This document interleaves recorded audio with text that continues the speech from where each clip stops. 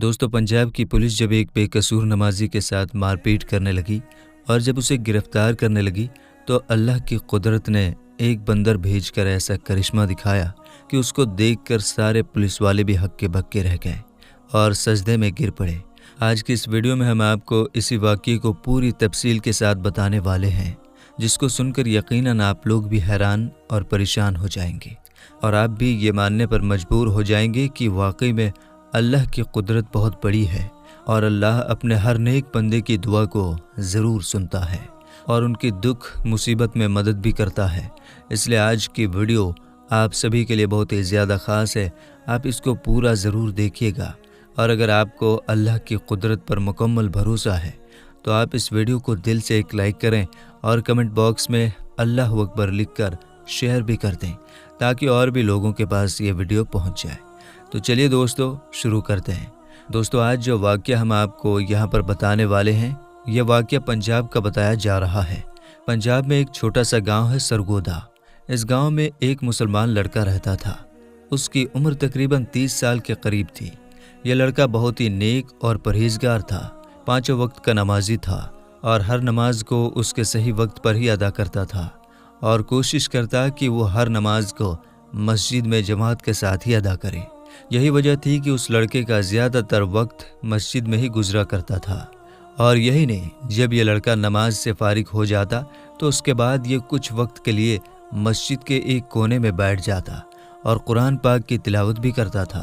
और वो ऐसा हर नमाज के बाद में किया करता था, यानी कि हर नमाज के बाद वो थोड़ी देर तक कुरान पाक ज़रूर पढ़ता।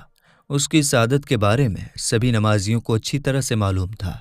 उस नौजवान का इस्लाम से इतना ज़्यादा लगाव देखकर सारे लोग उस पर न सिर्फ नाज करते बल्कि उसकी बहुत ज़्यादा इज्जत भी किया करते थे।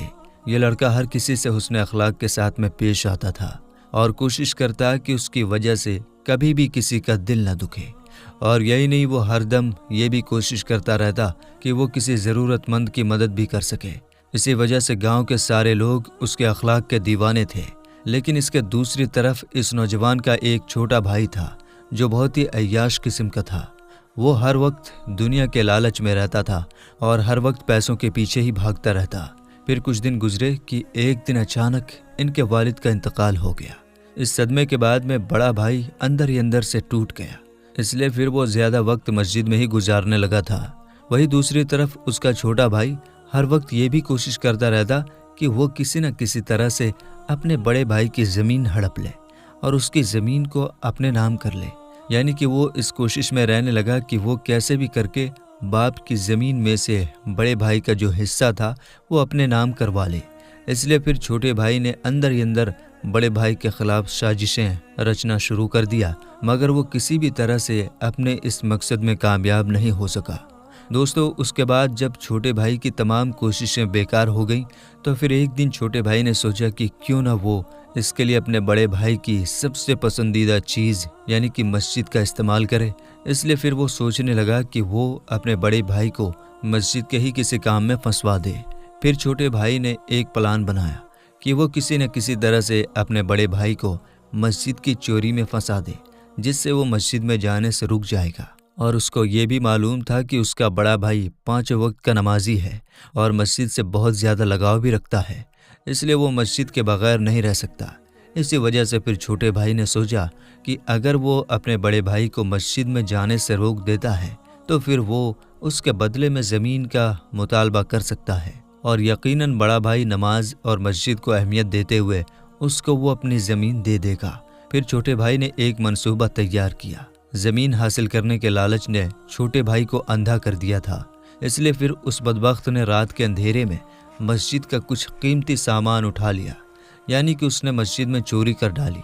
उसने मस्जिद का कुछ कीमती सामान उठाया और अपने घर ले आया और उस चोरी किए हुए सामान को उसने अपने घर में एक खुफिया जगह पर छुपा दिया और फिर पुलिस वालों के पास में जाकर अपने भाई पर इल्ज़ाम लगा दिया और कहने लगा कि हमारी मस्जिद में चोरी हो गई है और मस्जिद का सामान चुराने वाला कोई और नहीं बल्कि उसका ही बड़ा भाई है। इधर दूसरी तरफ बेचारे बड़े भाई को इसके बारे में कुछ मालूम भी नहीं था। वो जैसे ही मस्जिद में जा रहा था और सच्चे दिल से अल्लाह की इबादत कर रहा था और वैसे ही अल्लाह के सामने गिड़गिड़ाकर दुआएं भी मांगा करता था। وہ اپنی ہر دعا میں کہتا کہ اے اللہ مجھے ہر مشکل سے نجات دے، اگر میں کبھی کسی بڑی مصیبت میں پھنس جاؤں تو میری غیب سے مدد فرمانا۔ بڑا بھائی ہر نماز کے بعد یہ دعا کیا کرتا تھا۔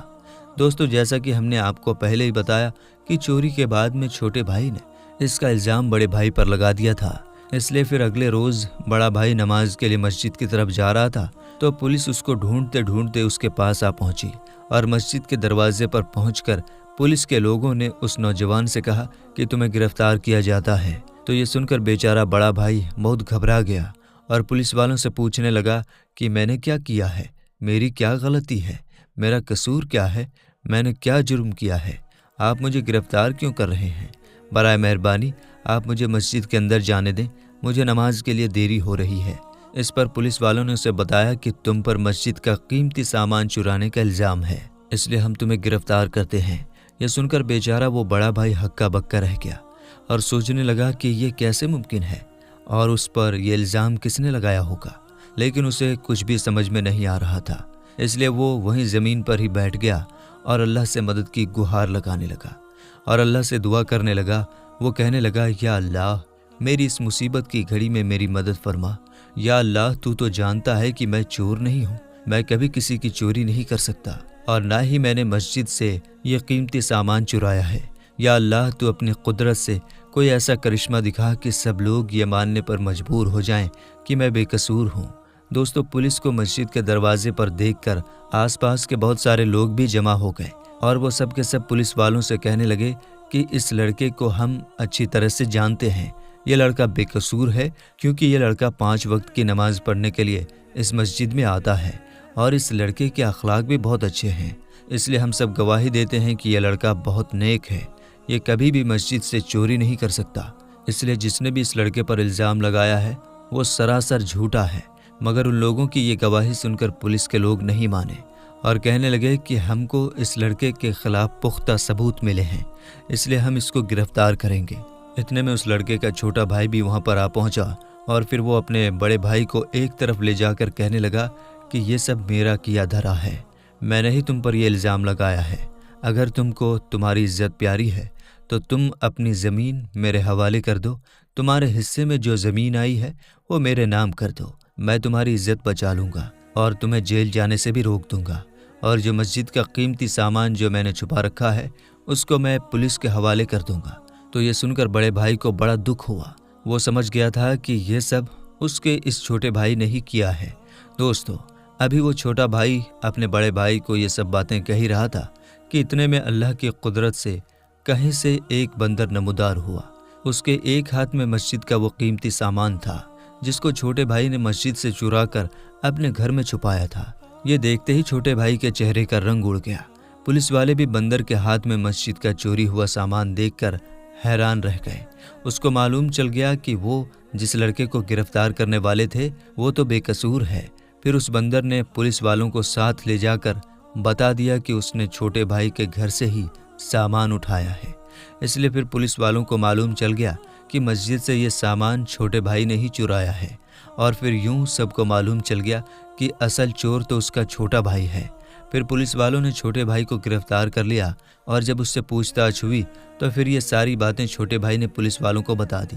ادھر وہ بڑا بھائی اللہ کے سامنے سجدے میں گر کر اللہ تعالیٰ کا اس بات کے لیے شکر ادا کرتا رہا کہ عین موقع پر اللہ نے ایک بندر بھیج کر اس کی کس طرح سے مدد کی ہے، اور اس طرح سے پھر پورے گاؤں والوں کو اس کی بے گناہی کا ثبوت مل جاتا ہے۔